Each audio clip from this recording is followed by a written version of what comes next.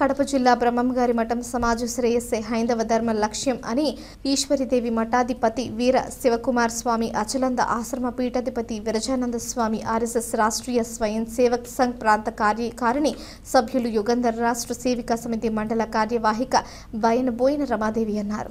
స్థానిక 5 రోడ్ల కూడలిలో హిందూ సమ్మేళన నిర్వాహక అధ్యక్షుడు సురేష్ బాబు ఆధ్వర్యంలో హిందూ సమ్మేళనం అట్టహాసంగా నిర్వహించారు. చిన్నారులతో కోలాటం, పలు సాంస్కృతిక ప్రదర్శనలతో సభాస్థలి చేరారు. భగవద్గీతతో పాటు ఆచార వ్యవహారాలు పిల్లలకు తెలియజేయాలని కోరారు.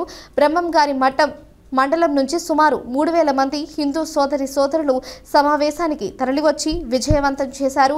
ఈ హిందూ సమ్మేళన కార్యక్రమానికి రేకలకుంట పంచాయతీ నుంచి కాణాల మల్లికార్జున్ రెడ్డి ఆధ్వర్యంలో ఈ బస్సులను ఏర్పాటు చేశారు. కుటుంబాలు బాగుపడతాయి, సమాజం బాగుపడుతుంది, వ్యక్తి నిర్మాణం జరుగుతుంది, దేశం యొక్క వైభవం ప్రపంచం వైపు ప్రకాశిస్తుంది. ఒక హిందువుని నిజమైనటువంటి హిందువుగా మార్చటం కోసమే ఈరోజు మనం హిందూ సమ్మేళనాల కార్యక్రమం మనం చేసుకుంటూ ఉన్నాం.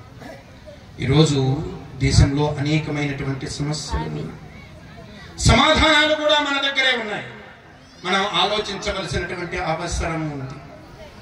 ఓ వ్యక్తి బాగా చదువుకున్నాడు, మంచి ఉద్యోగం చేస్తూ ఉన్నాడు, కారులో ఆఫీసుకి వెళ్తూ ఉంటే అక్కడ ఏదో ఒక గుంపు ఉంది.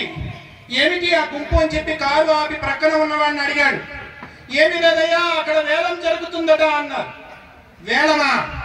ఏమి వేలమయ్యా అంటే చిలుకకి వేలం జరుగుతుందట.